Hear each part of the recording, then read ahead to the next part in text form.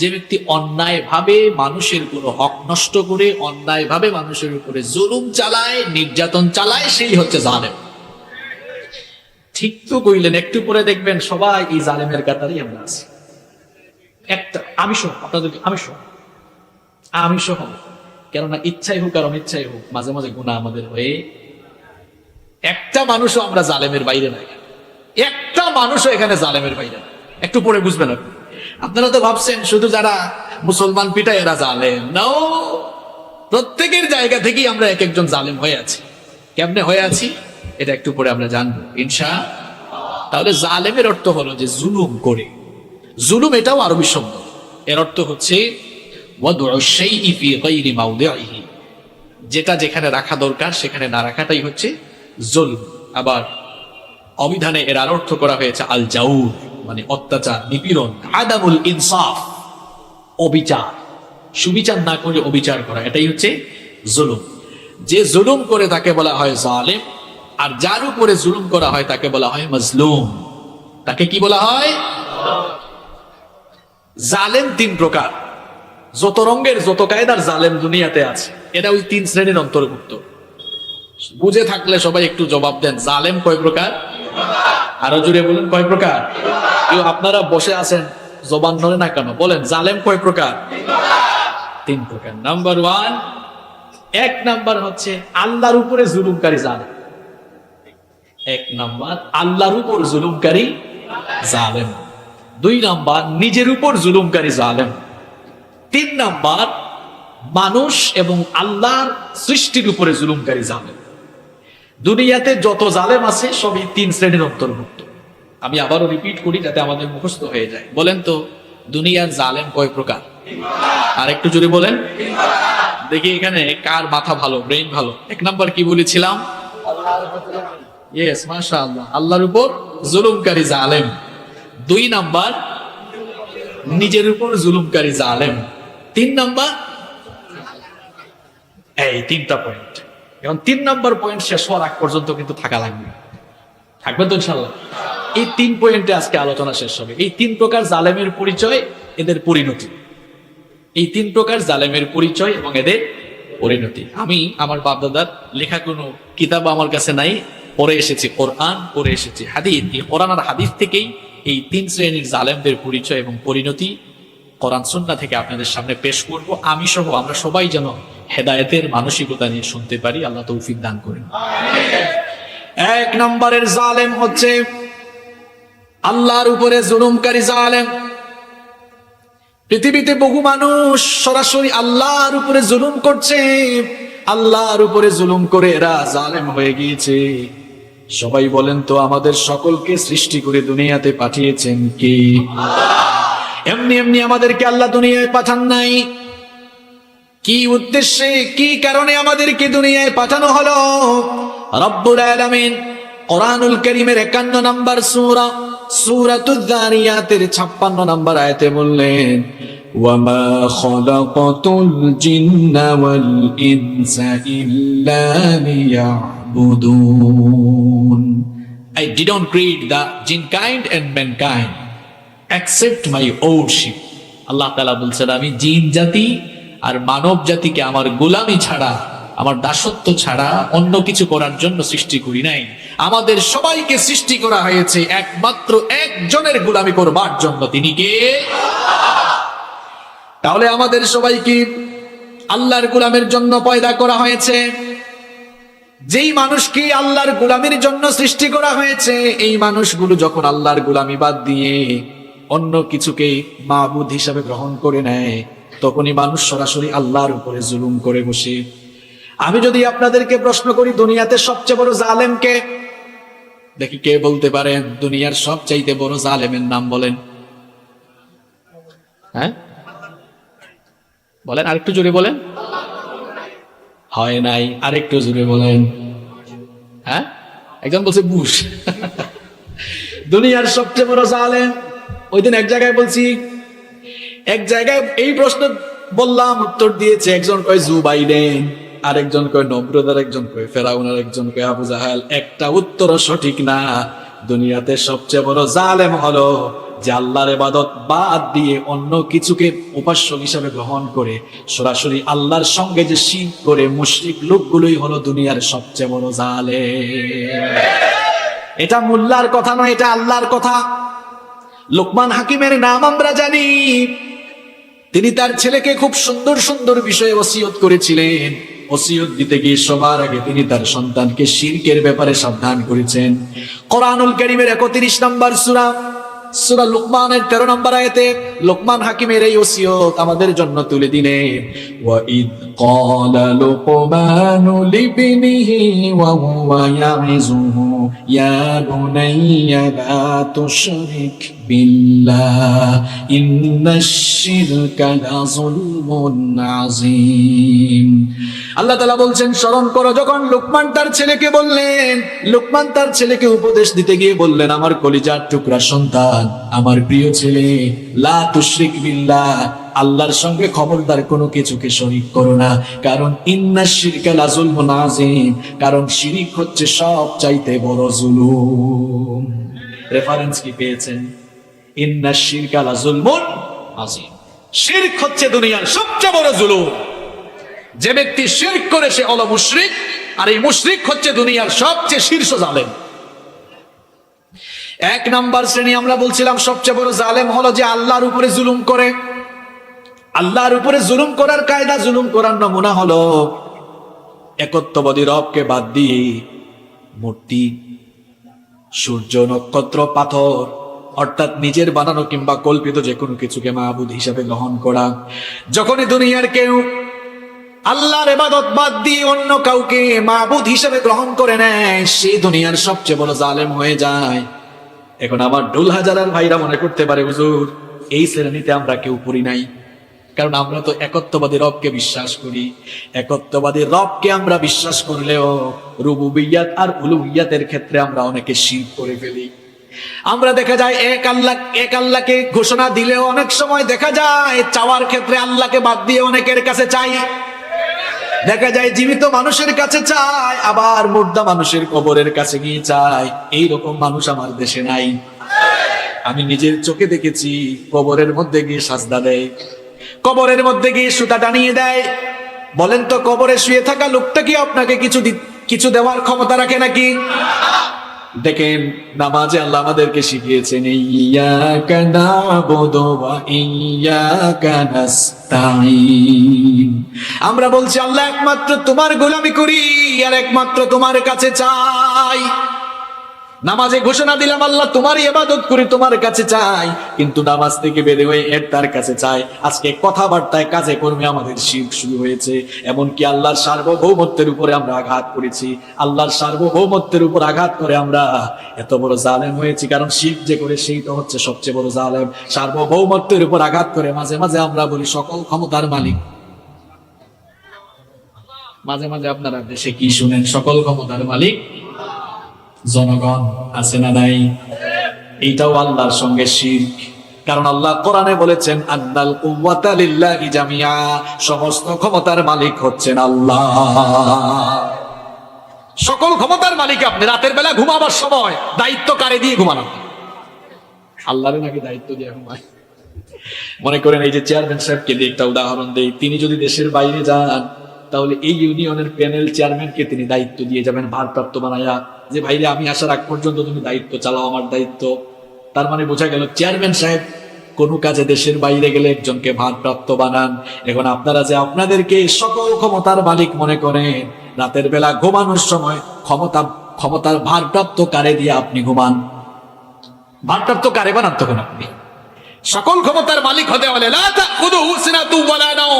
ঘুম তো দূরের কথা, জীবাণু আপনাকে ধরতে পারবে না, এমন ক্ষমতাবান হওয়া লাগবে। এজন্য আল্লাহ হচ্ছেন সকল ক্ষমতার মালিক, কারণ সকল ক্ষমতার জন্য যত কোয়ালিটি দরকার সব যার মধ্যে আছে, তিনি কি? আপনি যে বলেন সকল ক্ষমতার মালিক জনগণ, এইটা বলাও কিন্তু শিরক। এইটা বললেও কার উপরে জুলুম হয়? তাহলে আমরা বুঝলাম দুনিয়ার সবচেয়ে বড় জালেম হলো যে আল্লাহর উপরে জুলুম করে। আর আল্লাহর উপরে জুলুম করার সবচেয়ে বড় তরিকা হলো আল্লাহর সাথে কাউকে শরীক করা। এই জন্য আমরা ইমানদার হয়ে যেন শিরকে জড়িয়ে না পড়ি, কারণ আমাদের ইমানটা ভেজাল যুক্ত হওয়া লাগবে নাকি ভেজাল মুক্ত? আরো জোরে বলেন। ইমানের মধ্যে জুলম থাকা যাবে না, জুলমের সংমিশ্রণ অর্থাৎ শিরক যুক্ত ইমান থাকা যাবে না। এই জন্য আল্লাহ তাআলা কোরআনুল কারীমের 6 নম্বর সূরা সূরাতুল আনআমের 82 নম্বর আয়াতে বললেন, আল্লাযীনা আমানু ওয়া লাম ইয়ালবিসু ঈমানাহুম বিজুলমিন উলাইকা লাহুমুল আমনু ওয়া হুম মুহতাদুন। আল্লাহ তাআলা বলছেন, যারা ঈমানদার তারা তাদের ইমানের সাথে জুলমের সংমিশ্রণ ঘটাবে না, ইমানের সাথে শিরক যুক্ত করবে না। শিরক যুক্ত ইমান না হয়ে তাদের শিরক মুক্ত ইমান থাকবে। আমাদের ইমানটাকে আমরা শিরক যুক্ত নাকি শিরক মুক্ত করব? আর একটু জোরে বলেন। শিরক মুক্ত ইমান যাদের থাকবে, আল্লাহ বলেছেন আমি তাদেরকে নিরাপত্তা দিব এবং আমি তাদেরকে হেদায়াত দান করব। সুবহানাল্লাহ। তাহলে দুনিয়ার সবচেয়ে বড় জালেম হলো যে আল্লাহর উপরে জুলুম করে। আর আল্লাহর উপর জুলুমের নমুনার নাম কি? কথা বুঝেন নাই? আল্লাহর উপরে জুলুম করার তরিকার নাম কি? যে কোনো গুনাহ করে ফেলেছেন, আল্লাহর কাছে মাফ চাইলে আল্লাহ মাফ করে দিতে পারেন, কিন্তু শিরকের গুনাহ এমন মারাত্মক গুনাহ, যদি কেউ শিরক থেকে বের হয়ে ইমানদার না হয়ে শিরক যুক্ত ইমান নিয়ে যায়, আপনার আমলের খাতায় থাকা অন্য গুনাহ আল্লাহ মাফ করবেন, ইমানের সঙ্গে শিরক থাকলে ওইটা কিন্তু মাফ হবে। এই জন্য আল্লাহ কোরআনুল কারীমের 4 নম্বর সূরা সূরাতুন নিসা এর 48 নম্বর আয়াতে বললেন, ইন্নাল্লাহা লা ইয়াগফিরু আন ইউশরাকা বিহি ওয়া ইয়াগফিরু মা দুনা যালিকা লিমান ইয়াশা ওয়া মান ইউশরিক বিল্লাহি ফাকাদ ইফতারা ইসমান আযীমা। আল্লাহ তাআলা বললেন, নিশ্চয়ই আল্লাহ শিরকের গুনাহ মাফ করেন না, অন্য যে কোনো গুনাহ আল্লাহ চাইলে মাফ করতে পারেন কিনা। এজন্য আল্লাহ বলেছেন যারা শিরক করে তারা মহাপাপ করে। আবার অন্য আয়াতে আল্লাহ বলেছেন, ইন্নাহু মান ইউশরিক বিল্লাহি ফাকাদ হারামাল্লাহু আলাইহিল জান্নাতা ওয়া মাওয়াহুন নার ওয়া মা লিয-যালিমিনা মিন আনসার। আল্লাহ তাআলা বলছেন, যে ব্যক্তি আল্লাহর সঙ্গে শিরক করে ফাকাদ হারামাল্লাহু আলাইহিল জান্নাহ, আল্লাহ তার জন্য জান্নাত হারাম করে দেন আর জাহান্নাম ওয়াজিব করে দেন। জাহান্নামই তার ঠিকানা। নাউযু বিল্লাহি মিন। আপনার ঈমানের সাথে শিরক থাকলেই কিন্তু আপনি ধরা খাবেন এবং আপনি বড় জালেম হয়ে যাবেন। যার ঈমানের সঙ্গে শিরক আছে সে হচ্ছে দুনিয়ার সবচেয়ে বড় জালেম না ছোট জালেম? আর একটু জোরে বলেন। যেহেতু সময় কমে তো বিস্তারিত বলবো না, তাহলে 1 নাম্বার জালেমের পরিচয় জানলাম যে আল্লাহর উপরে কি করে। আরো জোরে বলেন। আল্লাহর উপরে জুলুম করে মানুষ কি দিয়ে? আল্লাহর সঙ্গে শিরক করে। তাহলে যে ব্যক্তি আল্লাহর সঙ্গে শিরক করবে সে হচ্ছে দুনিয়ার সবচেয়ে বড় জালেম। নাম্বার 2, সংক্ষেপে আলোচনা করে যাচ্ছি, কষ্ট হচ্ছে না তো আপনাদের? আমরা 12টার আগে শেষ করবো ইনশাআল্লাহ। শুনেন, মন দিয়ে শুনুন। 1 নাম্বার, আপনারা মনে রাখতে পারবেন তো? আজকে কিন্তু খুব আলোচনার প্রিপারেশন নিয়ে আসছিলাম, খুব মজা করি আলোচনাটা, সব নষ্ট হয়ে গেল। 2 নাম্বার জালেম হলো যে নিজের উপরই জুলুম করে। এখন প্রশ্ন হলো, হুজুর নিজের উপর মানুষ আবার জুলুম করে কেমনে? নিজের উপর মানুষ জুলুম করে কিভাবে? এবার শুনেন। যখন মানুষ আল্লাহর গোলাম না হয়ে নফসের গোলাম হয়ে যায়, যখন সে তার মনোবৃত্তির অনুসরণ করে শয়তানের দাস হয়ে যায়, শয়তানের গোলাম হয়ে যখন শয়তানের পথে জীবন পরিচালনা করে, তখন লোকটা নিজের উপরে নিজেই জুলুম করে। লোকটা শয়তানকে অনুসরণ করে নামাজে যায় না। নামাজে গেলে আল্লাহর লাভ না নিজের লাভ? আর একটু জোরে বলেন। কথা বুঝতেছেন আমার? আপনি নামাজে গেলে আল্লাহর লাভ নাকি নিজের লাভ? অনেকে চুপচাপ আছে, মনে করতেছে হুজুর সাজদা যেহেতু আল্লাহরেরই, আল্লাহর লাভ। আমি আপনার মতো মানুষ আল্লাহরে সাজদা না দিলে আল্লাহর কিছুই হবে না, কারণ আসমান জমিনে যা কিছু আছে সব কিছু সাজদা দেয় যাকে তিনি কি। শুধু সাজদা নয়, গাছের পাতা যে নড়ে, আপনি মনে করেন পাতা শুধু নড়ে? ওই পাতা নড়ে, ওই পাতা নড়াচড়া করে করে সনসন আওয়াজ করে জিকির করে কার? ইউসাব্বিহু লিল্লাহি মা ফিস সামাওয়াতি ওয়াল আরদ। আসমান জমিনের সকল সৃষ্টি তাসবিহ জপে কার? আপনার মতো মানুষ আল্লাহকে সাজদা না দিলে আল্লাহর কোনো লস? দিলে আপনার লাভ, না দিলে লসও। লস নাই কে বলছে? বেতাল হয়ে গেছে, তাল নাই। আমাদের সাথে নাই, থাকবে কেন? রাত 11টার উপরে চলে গেছে, তাও থাকতো। ভালো করে শুনেন, মানুষ নিজের উপরে জুলুম করে কেমনে? এই যে শয়তানের গোলাম হয়ে শয়তানের কথা মেনে সে নামাজ ছেড়ে দিচ্ছে, গুনাহে লিপ্ত হচ্ছে, লোকটা নিজেই তার নিজের পায়ে কুড়াল মারতেছে। আমি বুঝলাম না কেন আপনি নামাজে আসেন না। সংক্ষিপ্ত কথায় যদি বুঝাইয়া দেই, বলেন তো নামাজ পড়লে খুশি হন আল্লাহ না শয়তান? নামাজ পড়লে খুশি হন আল্লাহ না শয়তান? নামাজ ছেড়ে দিলে খুশি হয় আল্লাহ না শয়তান? তাহলে মিয়া আপনি 5 ওয়াক্ত নামাজ ছেড়ে দিয়ে গোলামিটা করেন কার? নিজের কথা বলা লাগবে না, নিজের বিবেককে আপনার বিবেককে আমি প্রশ্ন করছি। আপনি নামাজটা ছেড়ে দিয়ে দৈনিক 5 বার গোলামিটা করেন কার? প্রশ্ন আপনার বিবেকের কাছে। 2 নম্বর প্রশ্ন হলো, অনেক মানুষ আছে শুধু সপ্তাহে একদিন জুমার দিনে যে আগামীকাল শুধু মসজিদে যায়। অবশ্যই এরকম জুমার নামাজে, সাপ্তাহিক নামাজে ডুল হাজারা চকরিয়ায় নাই? আপনারাই বলছেন আছে, আমার কোনো দোষ নাই। তাহলে বলেন তো একদিনে নামাজ মোট কয়বার? আরো জোরে বলেন, কয়বার? 5 বার। একদিনে নামাজ যদি হয় 5 বার, 1 সপ্তাহ সমান 7 দিন। 7 দিনে নামাজ হয় 5 শতা কয়বার? এখন আপনি শুধু জুমার নামাজে আসলেন, তাহলে একবার নামাজে এসে আল্লাহকে খুশি করলেন কয়বার? আরো জোরে। 1 বাদ দিলে থাকে কত? 34। তার মানে আপনি 34 বার শয়তানকে খুশি করলেন, একবার আল্লাহকে খুশি করলেন। আনুপাতিক হারে পুরা সপ্তাহে আল্লাহর গোলামের চাইতে শয়তানের গোলামি আপনি বেশি করেছে। আর নিচে নামলাম না, আর কেমনে বুঝাইতাম আপনাকে? আপনি শয়তানের কেমন গোলাম হয়েছে আমি কি আরো কাঁচা কথা বলবো? হ্যাঁ, আপনি সকাল 7টায় উঠার জন্য ফোনে এলাম দেন মিয়া, বউকে ডেকে বলেন, বউ গো 7টায় ডেকে দিও, অফিসে না গেলে বস ধরবে। মিয়া আপনার কলিজায় তো বসের ভয় বেশি, আল্লাহর ভয় কম। আপনি বসের ভয়ে 7টায় এলার্ম দিয়ে টাইম মতো 8টার আগে অফিসে যেতে পারেন, কিন্তু আল্লাহকে ভয় করে আপনি ভোর 5টায় এলার্ম দিয়ে ফজরের নামাজ দিতে পারেন না। আপনার কলিজার ভেতরে আল্লাহর ভয়ের চাইতে বসের ভয় অনেক বেশি।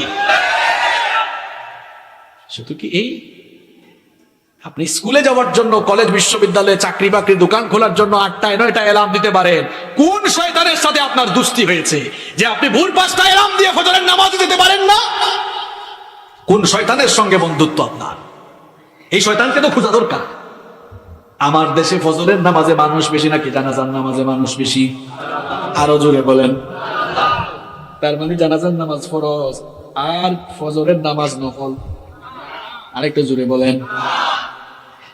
দেখা যায় ঘর থেকে, এই যে মসজিদ, ঘর থেকে 100 হাত দূরে মসজিদ, ফজরের নামাজে আসে না। এইবারের লোকটা ঢাকায় থাকে, শুনছে একজন মারা গেছে, জানাজার নামাজ পড়ার জন্য কিন্তু 10 ঘন্টা 9 ঘন্টা 8 ঘন্টা গাড়ি চালায় ঢাকা থেকে চলে। ঘটনা কি? 50 হাত দূরে ফজরের নামাজে গেল না, কিন্তু জানাজার নামাজে আসার তার এত খায়েশ কেন? কারণ হলো জানাজার নামাজের আগে বক্তব্য দেওয়ার সুযোগ আছে, ফজরের নামাজের আগে বক্তব্য দেওয়ার সুযোগ না। এই বাটপারের বাটপারি আপনি বুঝেন নাই। হ্যাঁ বাটপার, তোর নামাজ কোথায়? ফজরের নামাজ কোথায়? দিনটাই তো শুরু হলো শয়তানের গোলামি দিয়ে আপনার। দিনের প্রথম নামাজটা ছিল আল্লাহর হুকুম, এই বান্দা ফজরের নামাজে দাঁড়া। দিনটা শুরু করেছেন আপনি শয়তানের গোলামি দিয়ে। আল্লাহর গোলাম বলে পরিচয় দিতে আপনার কি লজ্জা লাগে না? লজ্জা থাকা দরকার আপনার। এইভাবে গুনাহের সাগরে গা ভাসিয়ে দিয়ে বান্দা নিজের উপর জুলুম করছে, আল্লাহর বিধান লঙ্ঘন করছে, পাপের সাগরে গা ভাসিয়ে দিয়ে গুনাহের সাগরে নিমজ্জিত হয়ে গুনাহের দরিয়ার অতল তলদেশে অবগাহন করে বান্দা নিজের উপরে জুলুম করছে। তবে হ্যাঁ, এই জুলুম করে ফেললে বান্দা যদি তাওবা করে ভালো হয়ে যায়, মাফ করে দিবেন কে?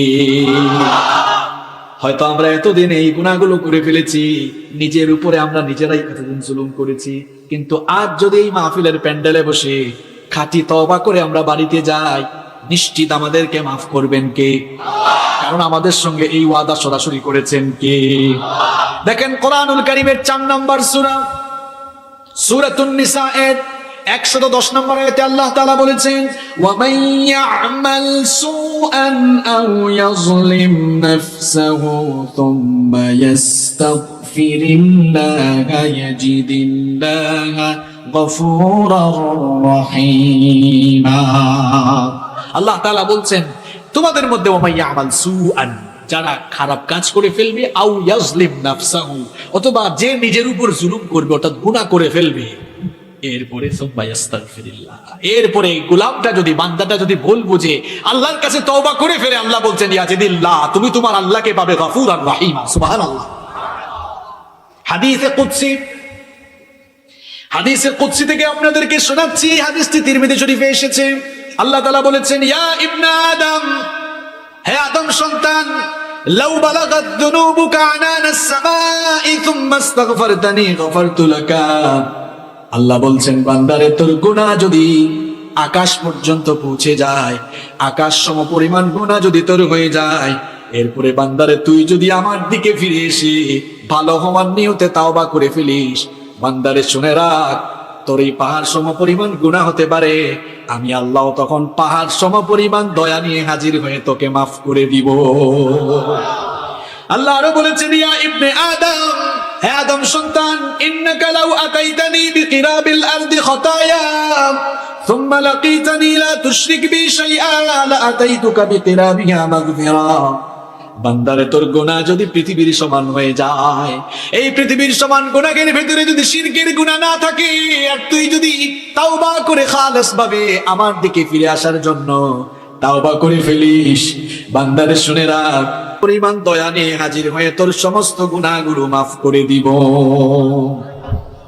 আর আস্তে সুবহানাল্লাহ। দেখেন, ভুল করে নিজের উপর জুলুম করলে, পাপ করে ফেললে, এরপরে তাওবা করলে আল্লাহ কেমনে মাফ করে দেন, একটা ঘটনা মনে পড়ছে, বলবো? বলেন তো, পৃথিবীর প্রথম মানুষ এবং প্রথম নবী, সমস্ত মানুষের বাবা নাম কি? আরেকটু জোরে বলেন। আমাদের বাবা আদম আলাইহিস সালামকে আল্লাহ তার নিজের কুদরতি হাতে বানালেন, নিজের কুদরতি হাতে আল্লাহ বানালেন। তারপরে ফেরেশতাদের সামনে এনে বললেন, আমার সৃষ্টি আদমকে সবাই সাজদা দাও। একজন ছাড়া সবাই সাজদা দিল, যে সাজদা দিল না তার নামটা কি? আরেকটু জোরে বলেন। আল্লাহ বললেন, কি রে, তুই সাজদা দিলি না কেন? ইবলিস তখন বলল, খালাকতানি মিন নার ওয়া খালাকতাহু মিন তুরাব। আমাকে আপনি আগুন থেকে সৃষ্টি করেছেন, আর এই আদমকে মাটি থেকে সৃষ্টি করেছেন। আনা খায়রুম মিন, আমি তার চাইতে শ্রেষ্ঠ, সুতরাং আমি কেন তাকে সাজদা দিব? অহংকার দেখালো আল্লাহর সামনে, অহংকার দেখিয়ে আল্লাহর আইনকে অমান্য করলো। আল্লাহ বললেন, এক্ষুনি আমার জান্নাত থেকে তুই বের হয়ে যা। ইবলিস তখন বলল, আমাকে জান্নাত থেকে বের করার আগে আমার একটা অ্যাপ্লিকেশন আছে আল্লাহ, সেটা শুনেন। আল্লাহ বললেন, তোর কি অ্যাপ্লিকেশন আমার কাছে এবার বল। ইবলিস তখন বলল, ক্বালা আনজিরনি ইলা ইয়াউমি ইউবাআসুন, day of resurrection, day of judgement, পুনরুত্থান, কিয়ামত দিবস পর্যন্ত আমাকে সুযোগ দাও, হায়াত দাও, অবকাশ দাও। আল্লাহ বললেন, ঠিক আছে, ইন্নাকা মিনাল মুনজারিন, সুযোগ দিলাম তোরে, অবকাশ প্রাপ্তদের মধ্যে তোকে আমি শামিল করলাম। সুযোগ পাইয়া আবার সে কি করলো দেখেন, সে আল্লাহকে বলল, قال فبما أغويتني لأقعدن لهم صراطك المستقيم। সুযোগ পেয়ে এবার ইবলিস বলল, গরব, ওগো আল্লাহ, যে আদমের কারণে তুমি আমাকে জান্নাত থেকে বের করেছো, এই আদম এবং তার সন্তানদেরকে সোজা রাস্তায় চলতে বাধা দেওয়া, ধোঁকা দেওয়াই হবে আমার প্রথম কাজ। আমি এদেরকে এমন ভাবে ধোঁকা দিব, সুম্মা লাআতিয়ান্নাহুম মিন বাইনি আইদিহিম ওয়া মিন খালফিহিম ওয়া আন আইমানিহিম ওয়া আন শামাইলিহিম ওয়া লা তাজিদু আকসারাহুম শাকিরিন। ইবলিস বলল, আমি এদেরকে সামন দিক থেকে, পেছন দিক থেকে, ডান দিক থেকে, বাম দিক থেকে, সব দিক থেকে আমি এদেরকে ধোঁকা দিব, ধোঁকা দিয়ে দিয়ে পথভ্রষ্ট বানিয়ে আমি এদেরকে জাহান্নামে ফেলবো। আল্লাহ বললেন, ইবলিস তুইও শুনে রাখ, আমার বান্দাদেরকে ধোঁকা দিয়ে দিয়ে জাহান্নামের দরজায় নিয়ে গেলেও আমার বান্দারা যদি ভুল বুঝে আমার কাছে মরার আগে তাওবা করেছে, যদি আমার রাস্তায় ফিরে আসে, আমি আল্লাহ আমার গোলামটাকে মাফ করে দিয়ে জাহান্নাম থেকে আমি বাঁচিয়ে দেব। ইবলিস ভুল করলো, নিজের উপর জুলুম করলো, আল্লাহর আইন অমান্য করে ক্ষমা চাইলো না। এই জন্য ইবলিস মারদুদ হয়ে গেল, অভিশপ্ত হয়ে গেল, মালউন হয়ে গেল। আমাদের বাবা আদম আলাইহিস সালাম একটা ভুল করেছিলেন, কিন্তু ভুল করে তিনি ইবলিসের মতো অহংকারী হন নাই।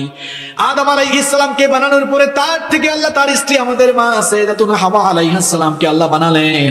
তারপরে আল্লাহ তাআলা বললেন, ও আদম, তুমি আর তোমার স্ত্রী আমার জান্নাতের ভেতরে সানন্দে বসবাস করো, কিন্তু খবরদার ওই গাছটার কাছে যেও না, যদি যাও ফাতাকুনা মিনাজ জালিমিন, যদি যাও তাহলে জালেম হয়ে যাবা।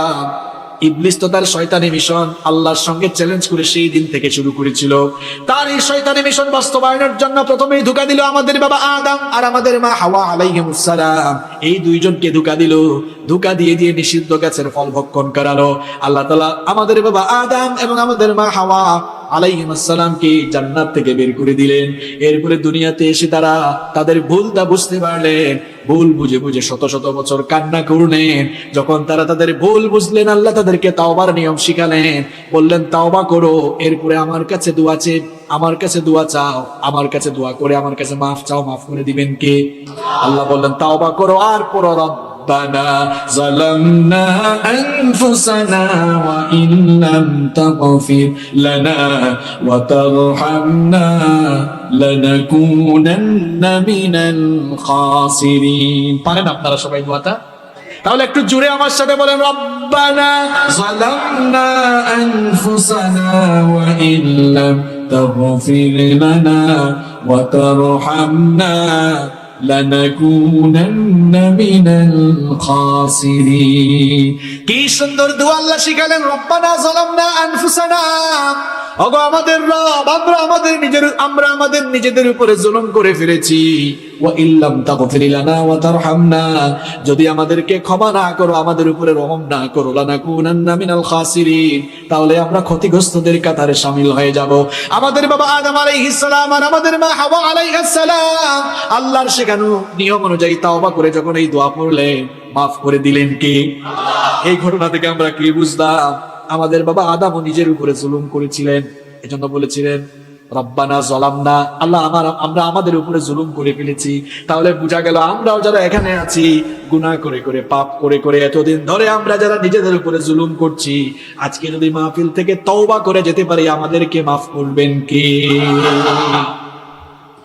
তওবা করলে আল্লাহ বান্দাকে ফিরিয়ে দেন না। আপনি মনে করতে পারেন, হুজুর আমি তো অনেক বড় গুনাহগার, গুনাহ বেশি করে ফেলেছি, আল্লাহ আমাকে মাফ করবেন কিনা?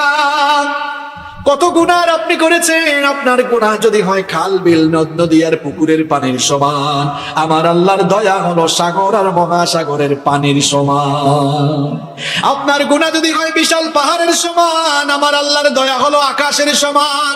আপনার গুনাহ যদি হয় মাথার উপরের আকাশের সমান, আমার আল্লাহর দয়া হলো তার আরশের সমান। সুবহানাল্লাহ। এজন্য আল্লাহ বলেছেন, কুল ইয়া ইবাদিয়াল্লাযীনা আসরাফু আলা আনফুসিহিম লা তাকনাতু মির রাহমাতিল্লাহ ইন্নাল্লাহা ইয়াগফিরুয যুনুবা জামিআ ইন্নাহু হুয়াল গফুরুর রহিম। আল্লাহ বললেন, নবী আপনি আমার গোলামদেরকে বলে দেন, আমার যেই গোলামেরা নিজেদের নফসের উপরে জুলুম করে ফেলেছে, লা তাকনাতু মির রাহমাতিল্লাহ, আমার রহমত থেকে তারা যেন নিরাশ হয়ে না যায়, তওবা করলে মাফ করে দিবেন কে? তাহলে 2 নাম্বার জালেম পেলাম, যে নিজের উপরে জুলুম করে। নিজের উপরে আমরা মনে হয় জুলুম করি না। যখনই গুনাহ করেন, পাপ করেন, তার মানে নিজেই নিজের উপরে জুলুম করেন, নিজের পায়ে নিজেই আপনি কুড়াল মারেন। সময় সংক্ষিপ্ত, তো আজকে ব্যাখ্যায় আর যাচ্ছি না, একেবারে গভীরে ঢুকতেছে না। তাহলে কয় প্রকার বললাম দেখে মনে আছে কিনা? ক্লাস টেস্ট হোক। আলোচনার শুরুতে বলেছিলাম জালেম কয় প্রকার, আরো জোরে। 1 নাম্বার কি বলেছিলাম? আল্লাহর উপর জুলুমকারী জালেম। 2 নাম্বার বলেছিলাম নিজের উপরে জুলুমকারী। 3 নাম্বারে চলে আসছি, দেখছেন শেষের দিকে আসতেছে, কষ্ট হচ্ছে আপনাদের? 3 নাম্বার পয়েন্টটা কিন্তু একটু লম্বা, 2টার সমান একটা, তবে আমি আর একটু কমাবো। উঠাউটির টাইম কিন্তু চলে গেছে। এখন যে উঠবেন, মানুষ ভাববে হুজুরের কথা মনে হয় তার সঙ্গে মিলে গেছে। এতক্ষণ উঠলেন না, এখন উঠিয়েন না, আর উঠলে কিন্তু বিপদ। এখান থেকে মানুষ ভাববে, ইস হুজুরের কথাটা মনে হয় চরিত্রের সাথে মিলছে। কারণ এখনকার পয়েন্টটা কিন্তু খুবই ভয়াবহ। বলবো না, শেষ করে ফেলবো। 3 নাম্বার প্রকারটা কি বলছি? মানুষের উপরে জুলুমকারী জালেম। জালেম 3 প্রকার: আল্লাহর উপরে জুলুমকারী জালেম, 2 নাম্বার নিজের উপরে জুলুমকারী জালেম, 3 নাম্বার মানুষের উপরে জুলুমকারী। এবার আসেন, মানুষের উপরে জুলুমকারী জালেম কারা? পরিচয় জানার দরকার আছে না নাই?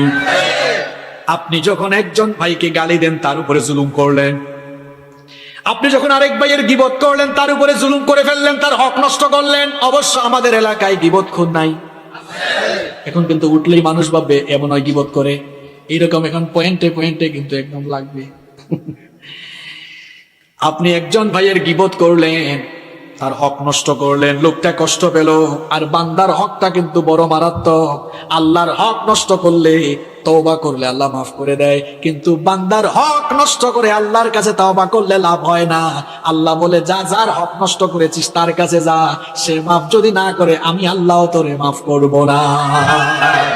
এটা বড় মারাত্মক জায়গা, এটা বড় মারাত্মক জায়গা। এই যে আমরা গীবত করি তারপর চুগলখোর আমাদের এলাকায় নাই। যে ব্যক্তি চুগলখড়ি করে মানুষের মধ্যে সমস্যা ঘটায়, সেও ওই লোকদের উপরে জুলুম করলো। এরপরে দেখা যায় মানুষকে তুচ্ছ-তাচ্ছিল্য করে, মানুষকে মন্দ নামে ডাকে। কিভাবে আমরা মানুষের হক নষ্ট করি? আল্লাহ সূরা হুজুরাতের একটি আয়াতে খুব সুন্দর করে বলেছেন। সূরা হুজুরাতের 11 নম্বর আয়াত থেকে আল্লাহ বলছেন, ইয়া আইয়ুহাল্লাযীনা আমানু লা ইয়াসখার কওমুম মিন কওমিন আসা আন ইয়াকুনু খায়রাম মিনহুম ওয়ালা নিসাউম মিন নিসাইন আসা আন ইয়াকুননা খায়রাম মিনহুন। আল্লাহ বলছেন, হে ঈমানদারেরা, কোন সম্প্রদায়কে নিয়ে ঠাট্টা করো না, কোন ব্যক্তি কোন সম্প্রদায়কে নিয়ে ঠাট্টা করো না। ঠাট্টা উপহাস আমাদের সমাজে নাই। আছে মানে একটা লোক মোটা কয় কিরে মটকা, তার মানে তাকে আপনি উপহাস করেছেন। এই যে মটকা বললেন তার উপরে জুলুম করলেন। একটা লোক চিকন, স্বাস্থ্য বেশি না, কয় কিরে চিকনা, আছে না নাই? দেখছেন গুনাহ কেমনে কামাই করতেছে না। আর এটা কিন্তু আল্লাহর হক না, এটা কার হক? বান্দার হক। কার হক?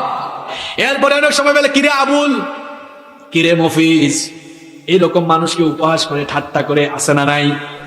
এরপরে আল্লাহ বলছেন, ওয়ালা তালমিজু আনফুসাকুম ওয়ালা তানাবাজু বিল আলকাব।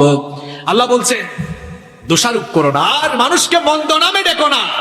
মন্দ নামে ডাকাডাকি আছে না নাই? বাবা নাম রেখেছে আবুল কালাম, কয় কই রে কালামিয়া। নাম আছে সালাম, কয় সালামিয়া। নাম আছে জামাল, কয় জামাইল্লা। এই যে মানুষের নাম বেঙ্গায় আমরা ডাকি, এরকম আছে না নাই? তার মানে নাম বেঙ্গায় ডাকলেন, তাকে আপনি কষ্ট দিলেন, তার হক নষ্ট করলেন, তার উপরে জুলুম করলেন, আপনিও জালেম হয়ে গেলেন। আপনি মনে করতেছেন ঠাট্টা করতেছি, ঠাট্টার ছলেই কিন্তু আপনি জালেম হয়ে যাচ্ছেন। আল্লাহ বলেছেন, বিসাল ইসমুল ফুসুকু বাদাল ঈমান ওয়া মান লাম ইয়াতুব ফাউলাইকা হুমুজ জালিমুন। আল্লাহ বলছেন ঈমান আনার পরে এভাবে নাম বিকৃতি করে ডাকা, এটা বড় অন্যায় কাজ। ওয়া মান লাম ইয়াতুব, এভাবে মানুষের উপরে জুলুম করে যারা তাওবা করে না, এভাবেই মরবে। ফাউলাইকা হুমুজ জালিমুন, এরাই হলো জালেম। আমি কিন্তু পয়েন্ট পয়েন্ট ধারাবাহিক ভাবে আসতেছি, শুনতেছেন আপনারা? যারা ফার্স্ট টু লাস্ট শুনবেন তারা ভালো করে বুঝবেন যে হুজুর কেমনে আগাগুড়া বলছে। একদম আগা থেকে ধরছি, গুড়া এসে ছাড়বো ইনশাআল্লাহ। এরপরে আমরা অনেক সময় মানুষকে নিয়ে কুধারণা করি। এক ভাই সিনেমা হলের সামনে দিয়ে হেঁটে যাচ্ছে, কয় দেখছো, মনে করতাম লোকটা ভালো, সিনেমা দেখেই মনে করিস। আবার দেখা যায় অনেকক্ষণ ফোনে কথা বলতেছে, কুধারণা করে বসেছে, মনে হয় কিছু একটা আছে। নইলে এতক্ষণ কার সঙ্গে কথা বলে তার ব্যাপারে কুধারণা না করে তো সুধারণাও করা যেত, যেত কিনা? এই যে কুধারণা করা, এটাও কিন্তু জুলুম, তার উপরে জুলুম, আপনি জালেম হয়ে গেলেন। আল্লাহ বলেছেন, ইয়া আইয়ুহাল্লাযীনা আমানু ইজতানিবু কাসীরাম মিনাজ যান্নি ইন্না বা'দাজ যান্নি ইসমুন ওয়া লা তাজাসসাসু ওয়া লা ইয়াগতাব বা'দুকুম বা'দা। আল্লাহ তাআলা বললেন, খবরদার ঈমানদাররা, কুধারণা করো না মানুষের উপরে। এই কুধারণাগুলো জঘন্য পাপ। গোয়েন্দাগিরি, সিদ্ধান্বেষণে লেগে যাও না। সিদ্ধান্বেষণ আমাদের সমাজে এখন কম না বেশি? সিদ্ধান্বেষণ বুঝেন মানে মানুষের দুষ্খুজা, দুষ্খুজা। নবীজি বলেছেন, যেই লোক মানুষের দুষ্খুজা শুরু করে, আল্লাহ নিজেই তার দোষগুলো মানুষের সামনে প্রকাশ করে দেন, আল্লাহ নিজেই তারা বেইজ্জত করে ছাড়বেন। আল্লাহু আকবার। এরকম আছে না নাই? দেখেন, এক লোক সব সময় আলেমদের দোষ খোঁজাখুঁজি করতো, ইসলাম নিয়ে চুলকানি শুরু করতো। আল্লাহ তার চরিত্র জাতির সামনে ফাঁস করে দিয়ে তাকে গোটা জাতির সামনে বেইজ্জত বানিয়ে দিয়েছে। আমি নিকৃষ্ট লোকটার নামও বলতে চাই না, বলে ফেলছে না। এই লোকটা বহুদিন ধরে আউল ফাউল কথা বলতেছিল, সুযোগ পাইলে ইসলামের বিরুদ্ধে বলে। দেখেন নবীর হাদিস, আপনি যখন কারো বিরুদ্ধে লাগবেন আল্লাহ নিজেই আপনার বিরুদ্ধে লাগবে। আর হাত দিয়েছে একদম আসল জায়গায় ইসলাম। ও মিয়া, আমি আপনি থাকবো না, আল্লাহর দিন ইসলাম ছিল, আছে, থাকবে। আপনি চলে যাবেন, ইসলামের কিছুই হবে না। তোমার মতো কত পাগলা ইসলাম নিয়ে কত আজে বাজে কথা বলেছে, সব পাগলারা বেইজ্জত হয়েছে, ইসলাম ঠিকই মাথা উঁচু করে দাঁড়িয়ে আছে। আপনি ছাড়া ইসলাম সফল, ইসলাম বিজয়ী, কিন্তু ইসলাম ছাড়া আপনি দুনিয়ায় ব্যর্থ, আখেরাতেও ব্যর্থ আপনি। আর ইসলামের বিরুদ্ধে যেই লাগবে সরাসরি আল্লাহর বিরুদ্ধে লাগা, আল্লাহ কিন্তু তারে ধরলে ছাড় দিবে। আমরা যে যখন চেয়ারে থাকি তখন খুব গিয়ারে থাকি, অবস্থা হলো এমন, যে যখন চেয়ারে সে তখন গিয়ারে। এই যে আমিও কিন্তু এখন গিয়ারে, তবে আমার গিয়ারটা কিন্তু ইসলামের পক্ষে বিপক্ষে। আমার গিয়ার ইসলামের পক্ষে থাকায় দেখেন সবার মাঝখানে আমার চেয়ার মর্যাদা দিলেন কে? চেয়ারে বসেন অসুবিধা নাই, গিয়ারটারে ইসলামের দিকে মারেন, দেখবেন আপনাকেও মর্যাদাবান বানিয়ে দিবেন কে? আর চেয়ারে ওঠার পরে যদি ইসলামের বিরুদ্ধে আর আলেমুল আমাদের বিরুদ্ধে লেগে যান, মনে রাখবেন চেয়ারে বসাইছেন যিনি, কান ধরে একেবারে জুতার বাড়ি খাওয়ায়া বেজ্জত করে চেয়ার থেকে নামাইতে পারেন তিনি। চেয়ারে উঠলে গিয়ার বাড়াই দিন না, কোন সময় কি হবে আপনি নিজেও জানেন না। আমরা ক্ষমতার বাহাদুরি দেখাই, এই যে এই লোকটা, এই পাগলা 2 দিন আগেও পুলিশ পাহারায় চলেছে। কালকে টেলিভিশনে খবর দেখলাম, পুলিশ বলতেছে রে পাইলেই ধরে আনবো, জিজ্ঞাসাবাদ করবো। ক্ষমতায় থাকার সময় হুঁশ থাকে না, পুলিশ হাত দিয়া পাও দিয়া সালাম দেয়, ক্ষমতা যখন চলে যায় হাত পা দুইটা দিয়াই পিটা। যতক্ষণ আছে ততক্ষণ দাম আছে, ক্ষমতা নাই দাম। কিন্তু আল্লাহর কোরআনের পক্ষে থাকেন, ইসলামের পক্ষে থাকেন, মরার আগ পর্যন্ত আপনার মর্যাদা বাড়াবেন কে? মর্যাদা কমবে? আমরা ইসলামের পক্ষে না বিপক্ষে? আরো জোরে বলেন। ইসলামের পক্ষে থাকলে আমাদের মর্যাদা বাড়াবেন কে? মাননীয় প্রধানমন্ত্রীকে ধন্যবাদ দিতে চাই, তিনি ঐতিহাসিক সিদ্ধান্ত নিয়েছেন। এই পাগলাকে মন্ত্রিত্ব থেকে তিনি বাদ দিয়েছেন, এটা ওনার যুগান্তকারী সিদ্ধান্ত। তবে আমরা মাননীয় প্রধানমন্ত্রীকে এটাও বলতে চাই, আপনি আরেকটি যুগান্তকারী সিদ্ধান্ত নিন। এই নারী বিদ্বেষী, ইসলাম বিদ্বেষী লোকটাকে ধরে গ্রেফতার করে তাকে দৃষ্টান্তমূলক শাস্তির ব্যবস্থা করা লাগবে।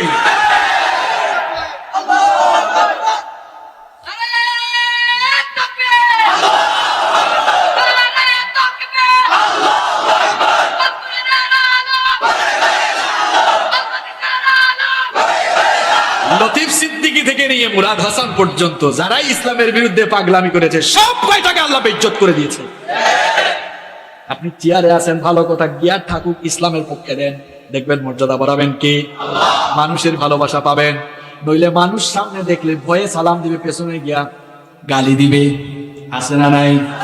মানুষের ভেতরের ভালোবাসা যদি পেতে চান, এই জমিন নাস্তিক মুরতাদদের জমিন নয়, এই জমিন আল্লাহর ওলিদের জমিন, আলেমুল আমাদের জমিন, ইসলামের জমিন। এই জমিনের সম্মান ইজ্জত কামাতে হলে ইসলামের পক্ষে থাকা লাগবে। ইসলামের বিপক্ষে, আলেমুল আমাদের বিপক্ষে গেলে যে চেয়ারে আছেন দেখবেন জুতার বাড়ি খাইয়া চেয়ার থেকে নামা লাগবে।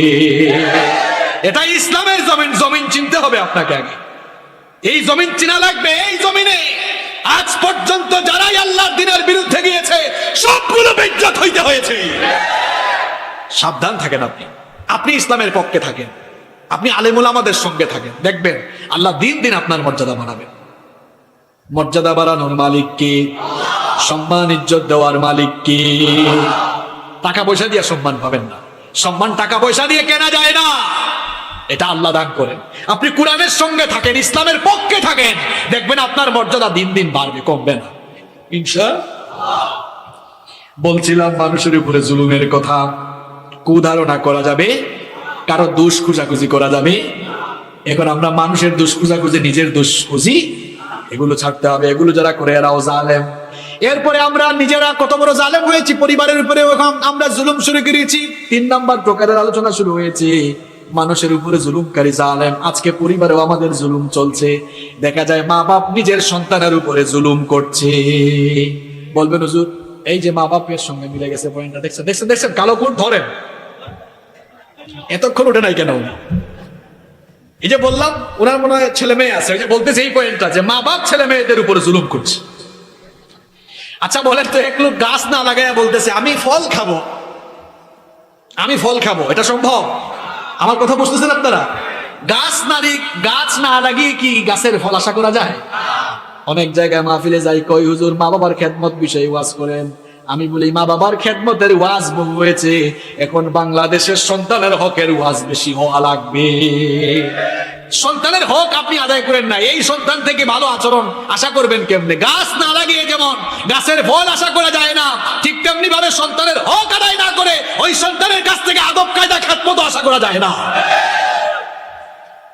আপনি মা বাপ হয়ে সন্তানের উপর জুলুম করছেন, তার সুন্দর নাম রাখেন নাই। এক ছেলে ওই দিন বলতেছে, দেখছেন নি আপনারা মাহফিলের পোস্টারও সুন্দর সুন্দর নাম, বিস্কুট আর চিনি, দেখছেন আপনারা? দেখছেন মাহফিলের পোস্টারও নাম বিস্কুট আর চিনি।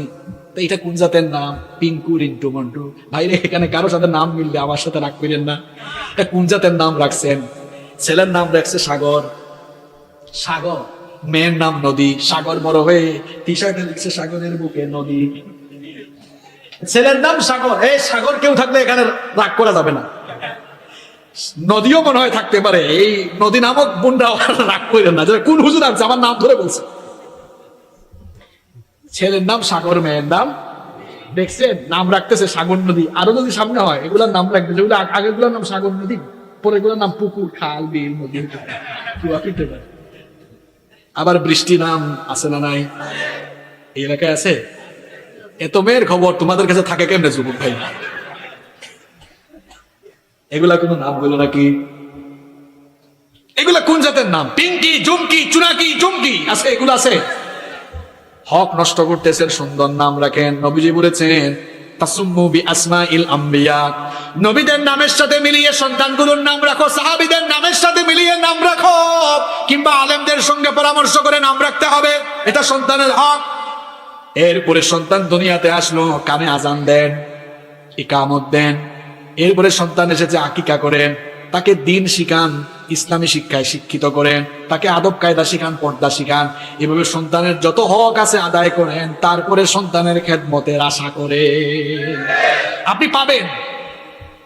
গাছ লাগালে যেমন ফল পাওয়া যায়, ঠিক তেমনি সন্তানের হক আদায় করলে সন্তানের কাছ থেকেও খেদমত পাওয়া যায়। গাছ না লাগিয়ে যেমন ফল পাওয়া যায় না, সন্তানের হক আদায় না করে সন্তানের কাছ থেকেও খেদমত পাওয়া যায় না। এখন মা বাপ সন্তানের উপরে জুলুম করে, মা বাপ জালেম। বলছি না একটু আগে, আজকে দেখবেন সবাই জালেমের কাতারে আছে।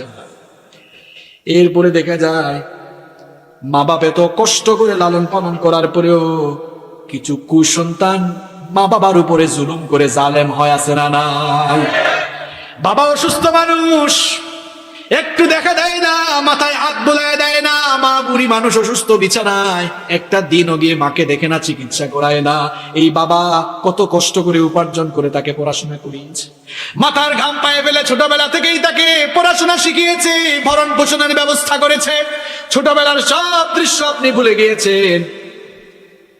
আপনার একটু জ্বর হলেই বাবা আপনাকে নিয়ে মেডিকেলে গেছেছে, মেডিকেলে চলে গিয়েছে। আজ আপনার বাবা অসুস্থ, দিনের পর দিন তার চিকিৎসা করান না আপনি। এ কেমন সন্তান আপনি? কত বড় জালেম হয়েছেন! নিজের বাবার খোঁজ খবর রাখেন না, নিজের মা খেতে পারে না, মা বাপকে একটু মুখে তুলে খাওয়ায় না। ছোটবেলার দৃশ্য আপনাদের এখন মনে নাই। এই মা বাপ কিন্তু ছোটবেলায় সন্তানকে মুখে তুলে খাইয়েছে। আজ আপনি নিজের মা বাপকে মুখে তুলে খাওয়ান না। মা বাপ অসুস্থ হয়ে গেলে দেখা যায় বিছানায় পেশাব পায়খানা করে সহ্য হয় না, মাথা গরম হয়ে যায়। অমিয়া ছোটবেলায় মায়ের কোলে কত যে পেশাব পায়খানা করেছেন এখন মনে নাই। তখন তো আপনার মা বাবার নাকি আপনার পেশাব পায়খানার গন্ধ লাগে নাই। তারা আপনাকে বড় করলো কষ্ট করে, এখন তারা একটু পেশাব পায়খানা করলে সবার আগে আপনার নাকে গন্ধ লাগে। হে যুবক তরুণ ভাইরা, মা বাবার কাপড় ধুয়ে দাও, মা বাবার খেদমত করো।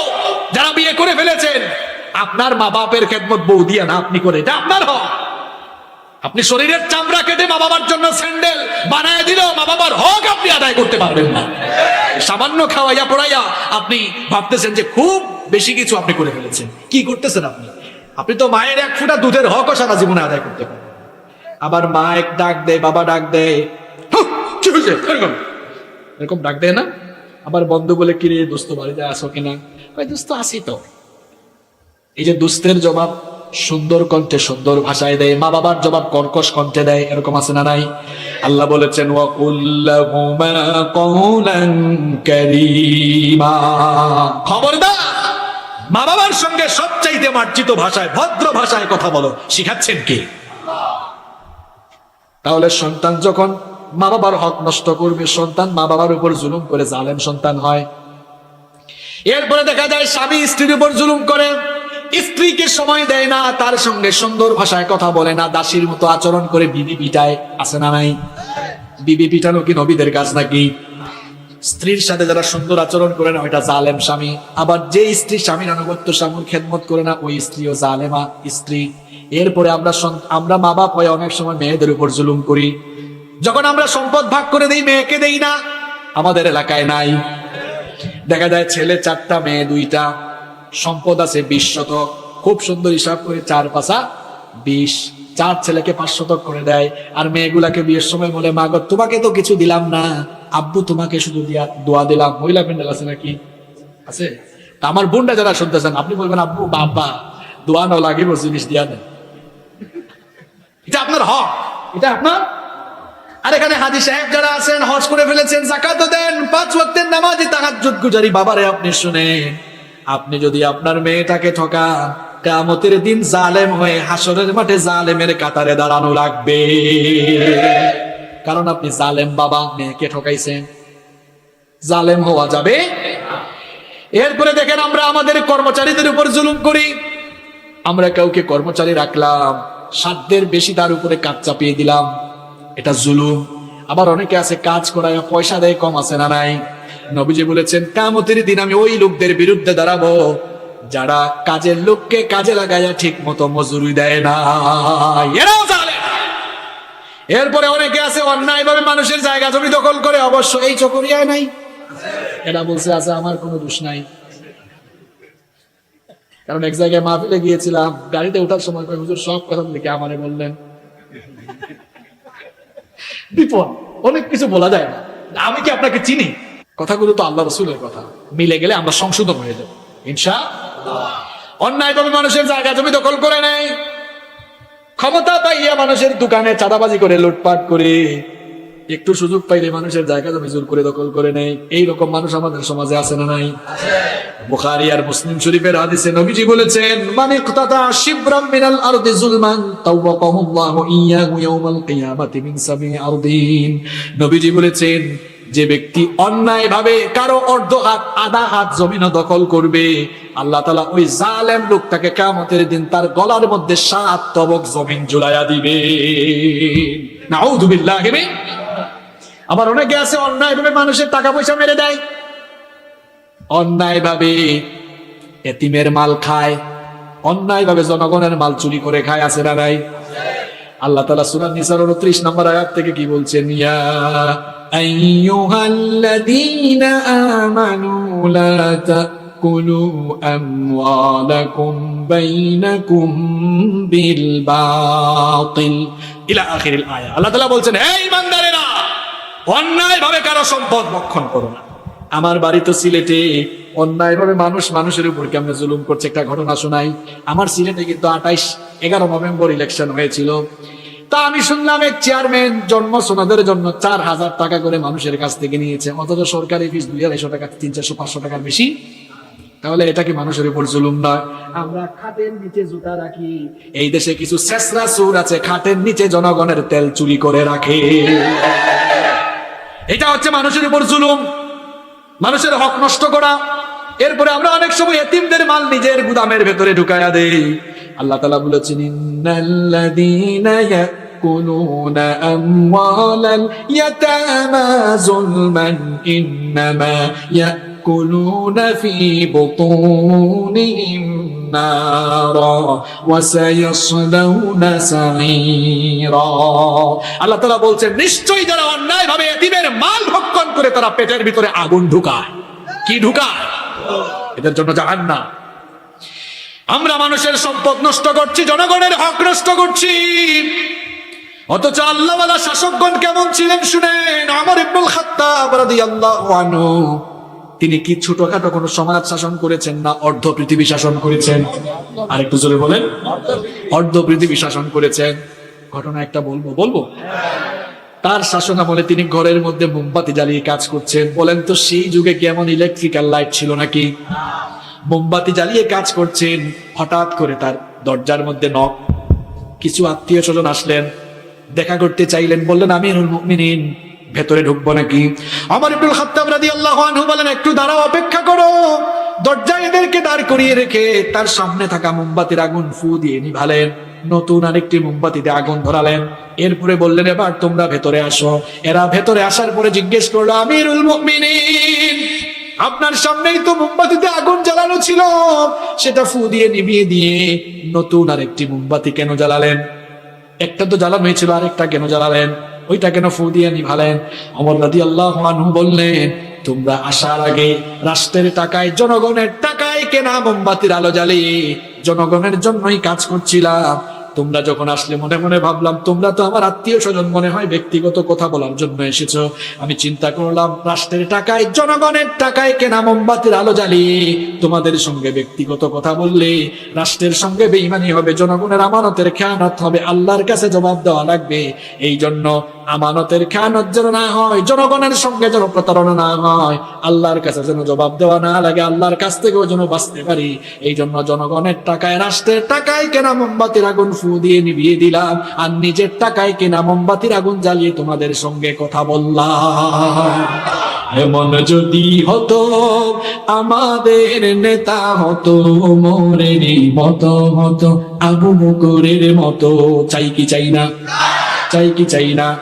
তাইলে বলেন, এমন যদি হতো আমাদের নেতা হতো মোরেরই মতো, হতো আবু বকরের মতো। জনগণের খোঁজ খবর নিত রাত দুপুরে, ঘুরে ঘুরে দেখতো কি কেউ আছে অনাহারে।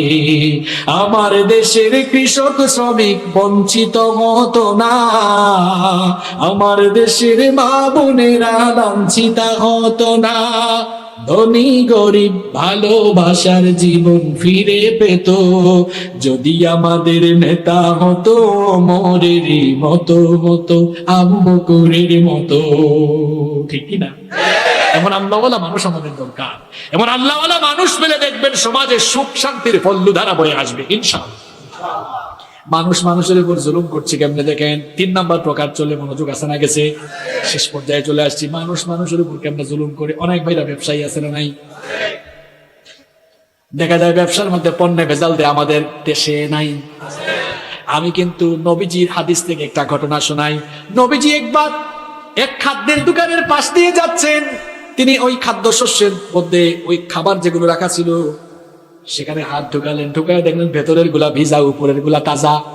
বললেন, ইয়া সাহিবাত তাআম মা হাদা, হে খাদ্যের দোকানদার, ঘটনা কি? উপরে ভালো, নিচে ভেজাল। ভেজাল গুলা উপরে রাখলা না কেন? তাহলে তো মানুষ সাবধান হতো। নবীজি বললেন, শোনো, মান গাশশানা ফালাইসা মিন্না, যে এভাবে ধোঁকাবাজি করে মানুষের উপর জুলুম করে সে আমার উম্মত নয়, সে আমার উম্মত নয়। কারণ মানুষের সঙ্গে সে ধোঁকাবাজি করছে। আবার আমরা অনেক সময় মিথ্যা সাক্ষ্য দেই। অবশ্য আমাদের দেশে এগুলা নাই, আপনাদের দেশে আছে না? এই যে মিথ্যা সাক্ষ্য দিয়ে আমরা মানুষের উপর জুলুম করি। মিথ্যা সাক্ষ্য দিতে দিতে আমরা এত নিচে নেমেছি, এখন যারা যুগের শ্রেষ্ঠ দায়ী তাদের বিরুদ্ধে মিথ্যা সাক্ষ্য দিয়ে তাদেরকেও আমরা আটকায় রেখেছি। কত বড় মিথ্যাবাদী জালেম হয়েছে। এই যে আমরা মানুষের উপর জুলুম করছি। আপনি ভাবতে পারেন যে হুজুর অসুবিধা কি মানুষের উপর জুলুম করলে? শোনেন, যদি একজন মানুষের, যদি এরকম হয়, একজন মানুষের হক নষ্ট করেন, একজন মানুষের উপর জুলুম করেন, আর কাবা ঘরের ইমানের কাছে গিয়া তাওবা করলে তাওবা কবুল হবে না। সুবহানাল্লাহ বুঝে নাকি? এখানে কেউ সুবহানাল্লাহ কোয়ার জন্য ঘুরে নাই, এটা বুঝার জন্য বলেছি। দেখেন, তওবা, তওবা কবুলের শর্ত 5টা। কয়টা? একটু জুড়ে বলেন না, কয়টা? কয়টা? 1 নাম্বার, আপনি একজন গুনাহগার, এটা স্বীকার করেন। 2 নাম্বার, গুনাহের জন্য লজ্জিত হয়। অনেকে আছে, অনেক শেষরা ভুল করলেও ভুল স্বীকার করেন, আছে না নাই? না। তাওবা কবুলের 2 নাম্বার শর্ত, নিজে ভুল করছে এটা স্বীকার তো 1 নাম্বার করবে, 2 নাম্বার লজ্জিত হবে, 3 নাম্বার এর জন্য আল্লাহর কাছে মাফ চাইবে, 4 নাম্বার এই পাপ আর করবে না, কমিটমেন্ট করবে কার সাথে? তাওবা কবুলের এই 5 নাম্বার শর্তটা আসো বান্দার হক নষ্ট করলে হক তার কাছে ফিরিয়ে দিতে হবে, অথবা তার কাছে গিয়ে মাফ চাইতে হবে। সে মাফ না করলে আল্লাহ মাফ করবে।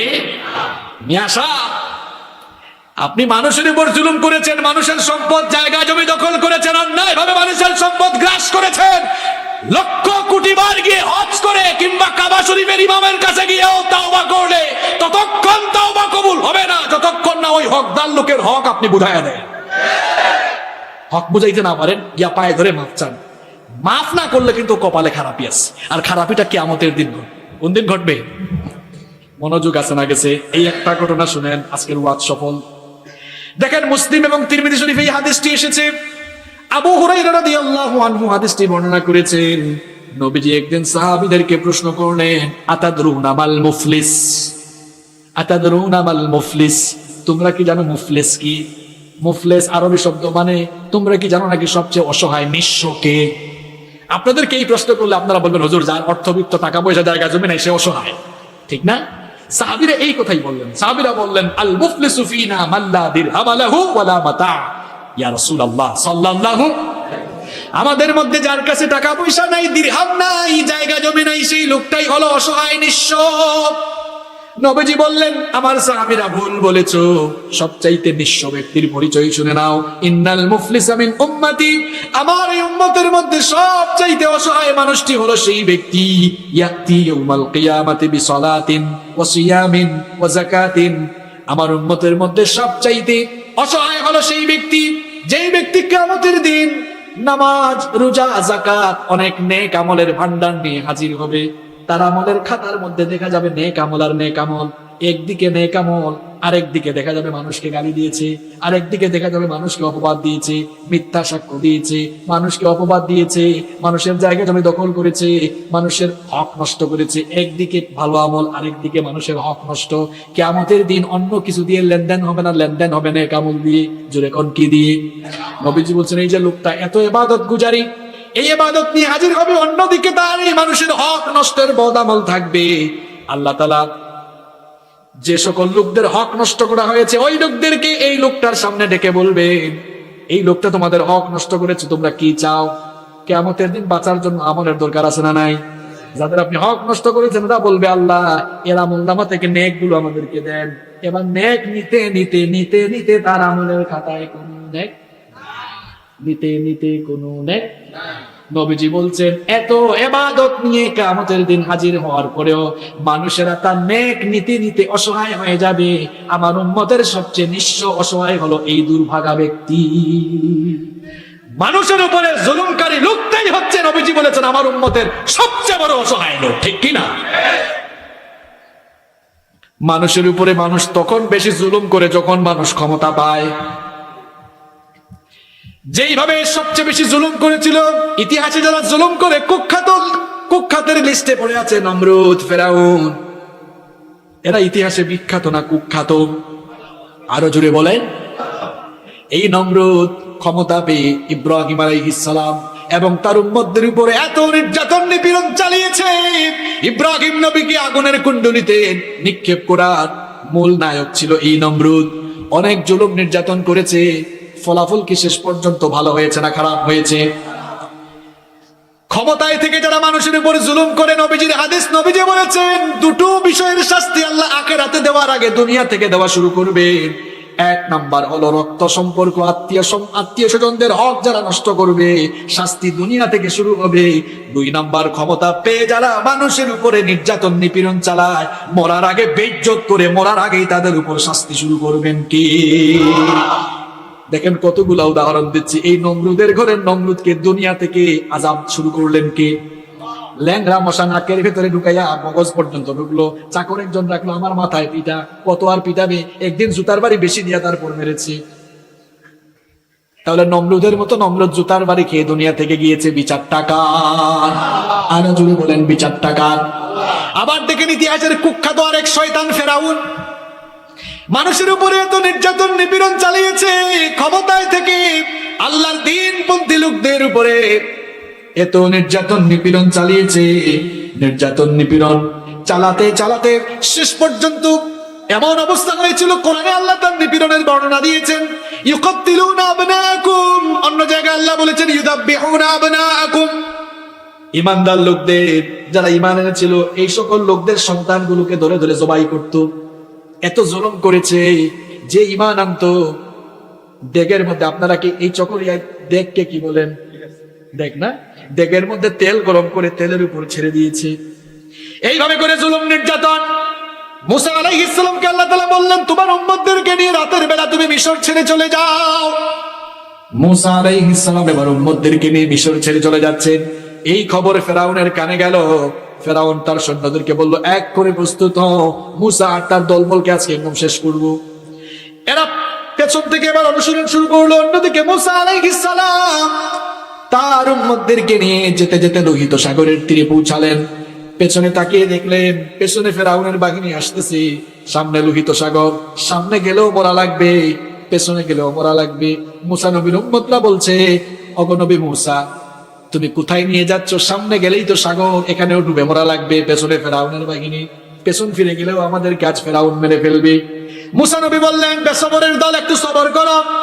কাল্লা ইন্না মাইয়া রাব্বি সায়াহদিন, কখনো নয়, আমাদের সঙ্গে আছেন কে? ওনার নির্দেশে এসেছি, তিনি আমাদেরকে পথ দেখাবেন। আল্লাহ খুশি হলেন, বললেন নবী মুসা তোমার হাতে কি? মুসা আলাইহিস সালাম বললেন লাঠি। আল্লাহ তাআলা বললেন লাঠির কারিশমা সবার সামনে দেখাই, এই লাঠি দিয়ে হালকা আঘাত করো। লাঠি দিয়ে যখন আঘাত করলেন সাগরের মাঝখানে রাস্তা তৈরি করে দিলেন কি? মুসা আলাইহিস সালাম তার উম্মতদেরকে বললেন এই রাস্তা দিয়ে সাগর পার হয়ে যাও। সবাই এবার এই রাস্তা দিয়ে সাগর পার শুরু করলো। ওই দিকে ফেরাউন তার বাহিনী নিয়ে এসে দেখলো হায় হায়, দুই দিকে পানি, মাঝখানে রাস্তা। এখন একটু পাট নিল, ভাব নিয়ে বলো দেখছো আমি ফেরাউন ক্ষুধার ভয়ে আজকে সমুদ্রের মাঝখানে রাস্তা হয়ে গেছে। আসলে সে ক্ষুধা না হুদা। আল্লাহ বলতেছেন রাখ, একটু পুরোই তোর অবস্থা কি করি দেখ। ফেরাউন বলল এখনো দাঁড়িয়ে আছে কেন? চলো চলো, সবকটাকে আজকে ধরবো। এই দৃশ্য যখন ওই পারে গিয়ে মুসা নবীর উম্মত দেখলো ফেরাউন তার দলবল নিয়ে রাস্তা দিয়ে রওনা করেছে, তারা বলল মুসা কেমনে বাঁচবো? ফেরাউন দেখি চলে আসতেছে। মুসা আলাইহিস সালাম বললেন বেসবরের দল, সবর কর, একটু পরেই আল্লাহর কারবারটা দেখবা।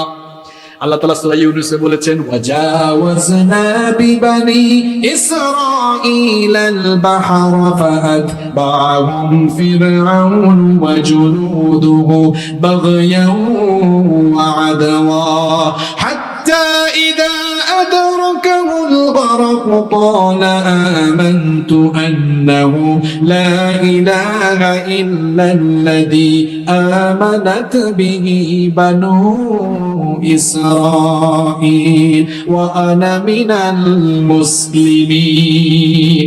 আল্লাহ তাআলা বলছেন স্মরণ করো আমি মুসা নবীকে তার উম্মত সহ সাগর পার করে দিলাম। আর এই ফেরাউন যখন একেবারে মাঝামাঝিতে গেল, এবার এই রাস্তাটাকে ভ্যানিশ করে ধ্বংস করে দিয়ে দুই পাশের পানি আবার একত্রিত করে দিলেন কে? এবার ফেরাউন তার দলবল সহ পানিতে নাকানো চুবানো খাচ্ছে। এই নাকানি চুবানো খাওয়াচ্ছেন কি? এখন ফেরাউনের ঘরের ফেরাউন দেখতেছে আর বাঁচবে না, হাত তুলে আল্লাহ ভালো হয়ে গেছে। কয় আমানতু আন্নাহু লা ইলাহা ইল্লাল্লাযী আমানাত বিহি বানু ইসরাঈল। আল্লাহ বনি ইসরাঈল যার উপর ঈমান আনছে আমিও তার উপর ঈমান আনছি। আল্লাহ বললেন আল আন, এখন ওয়াকাদ আসাইতা ক্বাবলু ওয়া কুনতা মিনাল মুফসিদিন, সারা জীবন ফাসাদ সৃষ্টি করে এসেছিস। আল্লাহর একটি সুন্নাত হলো আল্লাহ জালেমকে ধরে না, ধরলে কিন্তু আল্লাহ বললেন রাখ, তোর মতো কুখ্যাত বেঈমানকে একেবারে শেষ করে দিলে চলবে না। ফালইয়াউমা নুনাজ্জিকা বিবাদানিকা লিতাকুনা লিমান খালফাকা আয়া। আল্লাহ বললেন তোরে একবারে শেষ করবো না, তোর দেহটা বাঁচায় রাখবো কিয়ামত পর্যন্ত। কারণ তোর পরে ফেরাউন নাম রাখতেও মানুষের লজ্জা হবে, কিন্তু তোর চরিত্র অনেকে ধারণ করবে, ক্ষমতার জন্য তোর মতো মানুষকে হত্যা করবে, ঘর বাড়ি থেকে মানুষকে বের করবে, হামলা মামলা দিবে। তারা যেন জুলুমের শেষ পরিণতি কি হয় তোর শরীর দেখে তারা যেন শিক্ষা নিতে পারে। শুধুমাত্র জালেমদের শিক্ষার জন্য তোর দেহকে আমি কিয়ামত পর্যন্ত সংরক্ষণ করে রাখবো। এর দেহ এখনো আছে না নাই? পৃথিবীর সমস্ত বেঈমান আর জালেমদেরকে বলতে চাই, এখনো যারা মানুষের উপর জুলুম করছো, এখনো যারা ফেরাউনি কায়দায় মানুষের উপরে নির্যাতন চালাচ্ছ, সাবধান হয়ে যাও। সাবধান যদি না হয়ে যাও, ফেরাউনের পরিণতি একটু স্টাডি করো, পড়াশোনা করো। আল্লাহ বলেছেন এই চরিত্র যারাই ধারণ করবে শেষ পরিণতি ভালো হবে না, একেবারে বেইজ্জত করে ফেরাউনের মতো মরার আগেই বেইজ্জত করবেন কে? জুলুমের পরিণতি, এর শাস্তি দুনিয়া থেকে শুরু হবে। এটা মোল্লার কথা না, আল্লাহর কথা। এটা কার কথা? মানলে মানেন, না মানলে নেই। ওই যে বলে বুঝলে বুঝবাতা, না বুঝলে তেজবাতা। মানা না মানা আপনার দায়িত্ব, আমাকে তো বলতে হবে। কারণ নবীজি বলেছেন জুলুমের শাস্তি দুনিয়া থেকে শুরু হবে। বলেন আমার আপনার কথা মিথ্যা হতে পারে, নবীর একটা কথাও কি মিথ্যা হতে পারে নাকি? আপনি জুলুম করছেন তো আপনি অপেক্ষা করেন। তামাম দুনিয়ায় যারা আল্লাহর দ্বীনের দায়ীদের উপরে কুরবানি চালাচ্ছে, আল্লাহর কসম করে বলছি, যদি আল্লাহ আর নবীর কথা মিথ্যা না হয়, দেখবেন সবগুলাকে আল্লাহ মরার আগে বেইজ্জত করবে। চ্যালেঞ্জ করে বলছি আমি, যদি আল্লাহ আর নবীর কথা সত্য হয়, সবগুলার চরিত্র আল্লাহ জাতির সামনে প্রকাশ করে সবগুলাকে আল্লাহ ন্যাংটা করে ছাড়বেন। দেখবেন, একটু পড়াশোনা করবেন, ঘাটাঘাটি করবেন, যারা ইসলামের বিরুদ্ধে, আলেম উলামাদের বিরুদ্ধে আজে বাজে কথা বলেছে, সবগুলা বেইজ্জত হয়েছে। আরো কত বেইজ্জতি যে সামনে আছে আল্লাহ জানেন, আমরা জানি। তাহলে মানুষের উপরে জুলুম করা যাবে? কারণ জুলুম করলেই জুলুমের শাস্তি দুনিয়া থেকে শুরু হয়ে যাবে। নবীজি বলেছেন এজন্য জুলুম করো না। তাহলে 3 নাম্বার পয়েন্ট ছিল মানুষের উপরে জুলুমকারী জালেম। শুধু মানুষের না, আরেকটা কথা বলছিলাম, আল্লাহর সৃষ্টির উপর আমরা জুলুম করি। বিভিন্ন প্রাণীদেরকে আমরা অনেক সময় মারি। 2টা ঘটনা শুনে আজকের ওয়াজ শেষ। কয়টা ঘটনা? আরো জোরে বলেন, খুব মনোযোগ দেন। 2টা ঘটনা আজকে ভালো করে আপনারা শুনে যান, হাদিস থেকে শুনেছি। নবীজি বলছেন আমি একবার দেখলাম জাহান্নামী বনী ইসরাইলের এক মহিলাকে আযাব দেওয়া হচ্ছে। মহিলাকে কি কারণে আযাব দেওয়া হচ্ছে আমি জিজ্ঞেস করলে আমাকে বলা হলো এই মহিলা, তার ঘরের মধ্যে একটি বিড়াল ছিল। কি ছিল? বিড়াল ছিল। দেখেন নবীজি বলছেন উরিদাত আলাইয়ান নার, আমার সামনে জাহান্নামকে পেশ করা হলো। ফারাইতু ফিহা ইমরাআতাম মিন বনি ইসরাঈলা তুআযযিবু ফি হিররাতিন লাহা। নবীজি বলছেন বনী ইসরাইলের এক মহিলাকে দেখলাম খুব শাস্তি দেওয়া হচ্ছে। তার কারণ হচ্ছে সে, তার ঘরে একটি বিড়াল ছিল, এটাকে নিজে খাবার দিত না, আবার বাইন্দা রাখতো, বেঁধে রাখতো, যেন বাহিরে গিয়ে এই বিড়াল কোথাও খাইতে না পারে। এভাবে এই বিড়ালটা অনাহারে মারা গেল। এই বিড়ালের উপরে জুলুম করার কারণে বনী ইসরাইলের ওই মহিলাকে জাহান্নামে দিয়েছেন কে? দেখছেন, খালি মানুষের উপর জুলুম না, আল্লাহর সৃষ্টির উপরে জুলুম করলে আল্লাহ ওই জালেমকেও ছাড়েন না। আবার আরেক ঘটনা শুনেন, এক পাপিষ্টা নারী, শুনতেছেন আপনারা? বুখারী আর মুসলিম শরীফের হাদিস, আবু হুরায়রা রাদিয়াল্লাহু আনহু হাদিস বর্ণনা করেছেন। নবীজি বলেছেন এক পাপিষ্টা নারী খুব বেশি গুনাহ করেছে, পাপ করেছে। এই পাপিষ্টা মহিলা একদিন একটা কুকুরের পাশ দিয়ে যাচ্ছে। একটা কুকুর, কুকুর বুঝেন তো আপনারা, কুত্তা, কুকুর। এই কুকুরের পাশ দিয়ে যাচ্ছে। মহিলা লক্ষ্য করে দেখলো কুকুরটা পিপাসার যন্ত্রণায় কাতর হয়ে একটা কুয়ার পাশে হাঁপাচ্ছে, জিহ্বা বের করে হাঁপাচ্ছে। এই চিত্র, করুণ দৃশ্য দেখে মহিলার মনে দয়া হলো। মহিলা এবার নিজের পায়ের মোজাটা খুললো, পায়ের মোজা খুলে অন্যার সঙ্গে মোজাটা বেঁধে কুয়ার মধ্যে সেটা ফেলে কিছু পানি সংগ্রহ করে ওই পিপাসার্ত কুকুরটাকে খাওয়ালো। প্রাণীর প্রতি দয়া করার কারণে আল্লাহ তাআলা তার উপরে এমন রহম করলেন, ওই পাপিষ্টা নারীর গুনাহগুলো আল্লাহ মাফ করে দিলেন। 2টা ঘটনা শুনেছি। বিড়ালের উপর অত্যাচার, এক নারীকে আল্লাহ জাহান্নামে দিয়েছে। আরেক পাপী নারী, পাপিষ্টা মহিলা একটি পিপাসার্ত কুকুরকে পানি পান করিয়েছে, আল্লাহ তার সব গুনাহ মাফ করে দিয়েছে। মানুষের উপর জুলুম বাদ দেন, প্রাণীর উপরে জুলুম করা যাবে, গাছের উপর জুলুম করা যাবে না। কিছু মানুষের বদ অভ্যাস আছে, বসে আছে দেখেন গাছের পাতা ছিঁড়ে, আমি দেখছি, আপনারা দেখছেন কিনা, এমনি বসে আছে বাগানে, দেখবেন একটু পর পর গাছের পাতা ছিঁড়ে ছিঁড়ে ফেলে।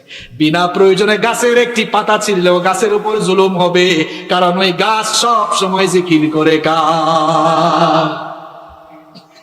গাছের পাতা ছিঁড়বেন না, প্রয়োজন হলে গাছ কাটবেন, অসুবিধা, কিন্তু প্রয়োজন না হলে গাছ কাটলেও গাছের উপর জুলুম। এই যে মানুষ পাহাড় কাটতেছে, পাহাড়ের উপর জুলুম হয়। অর্থাৎ আল্লাহর কোন সৃষ্টির উপরে জুলুম করতে পারবে, তবে আপনি প্রয়োজনে এগুলোকে কাজে লাগাইতে পারবেন, কোনো অসুবিধা নাই। এই যে বিভিন্ন কায়দায় জুলুম, যত কায়দায় জুলুম হচ্ছে সব জালেম 3 প্রকার। কয় প্রকার? 1 নাম্বার আল্লাহর উপরে জুলুমকারী জালেম, 2 নাম্বার নিজের উপরে জুলুমকারী জালেম, 3 নাম্বার মানুষ এবং আল্লাহর সৃষ্টির উপরে জুলুমকারী জালেম। এবার 3টা হাদিস শুনে শেষ করি। হাদিসে কুদসিতে আল্লাহ বলেছেন, ইয়া ইবাদি ইন্নী হারামতু যুলমা আলা নাফসি ওয়া জাআলতুহু বাইনাকুম মুহাররামান ফালা তাযালামু। মুসলিম শরীফের হাদিসে নবী এবার মুসলিম শরীফের হাদিসে কুদসিতে আল্লাহ বললেন, আমার বান্দারা, আমি আমার নিজের উপরে জুলুম করাকে হারাম করেছি, এই জন্য খবরদার তোমরা নিজেরা নিজেদের উপরে জুলুম করো না, মানুষের উপরেও জুলুম করো না। আদেশটা কার? নবীজি আরো বলেছেন, আয-যুলমু যুলুমাতুন ইয়াওমাল কিয়ামা ইত্তাকুয যুলম ফাইন্নায যুলমা যুলুমাতুন ইয়াওমাল কিয়ামা। মুসলিম শরীফের হাদিস, নবীজি বলেছেন, জুলুম করা থেকে বিরত থাকো, কারণ কিয়ামতের দিন জুলুমের পরিণতি হবে বড় অন্ধকার। আবার নবীজি অন্য হাদিসে বলেছেন, ইত্তাকু দাওয়াতাল মাজলুম, মাজলুমের বদদুয়া থেকে সাবধান হও। যার উপরে আপনি জুলুম করবেন, নবীজি বলেছেন, ওয়া ইন কানা কাফিরান, মুসলমান হওয়া লাগবে না, নবীজি বলেছেন, লোকটা যদি কাফের হয়, কাফেরের উপরে জুলুম করলে বান্দারে মনে রেখো, ফা ইন্নাহু লাইসা দুনাহা হিজাব, কাফের হলো মজলুম আর আল্লাহর মাঝখানে পর্দা নাই। মজলুমকে আপনি যদি আঘাত করেন, মজলুমকে যদি আপনি জুলুম করেন, ওই মজলুম যদি বদদুয়া করে মরার আগেই আপনার উপরে কিন্তু শাস্তি আসবে কার তরফ থেকে? যারা আল্লাহর দ্বীনের দায়ীদের উপরে নির্যাতন নিপীড়ন চালাচ্ছে, অপেক্ষা করো, মুসিবত কিন্তু ঠিকই আসবে। মজলুমের চোখের প্রাণী বৃথা যায়। খামাখাই অযথা একটা মানুষকে আপনি জেলখানায় ঢুকায় রাখছেন, খামাখা অযথাই একটা মানুষকে আপনি তার পরিবারের লোক থেকে এতদিন বিরত রাখছেন, কনায় গন্ডায় কিন্তু এই জুলুমের হিসাব আল্লাহর কাছে দেওয়া লাগবে। কি মনে করছেন আপনি খামাখাই আর একটা লোককে আপনি ঘর বাড়ি ছাড়া করছেন, কনায় গন্ডায় আপনার কাছ থেকে হিসাব দেওয়া হবে। মুফলিসের হাদিস শুনিয়েছি একটু আগে, সবচেয়ে বড় অসহায় হয়ে যাবেন কিয়ামতের দিন আপনি। ফেরেশতা একেবারে বাইন্দা তারপরে জাহান্নামে ঢুকায় পিটাবে, আর দুনিয়া থেকেই বেজ্জতি শুরু হবে, কারণ আল্লাহ আর নবীর কথা মিথ্যা হতে পারে। আমরা কি জুলুম থেকে বিরত থাকবো? জুলুম কয় প্রকার, জালেমও কয় প্রকার।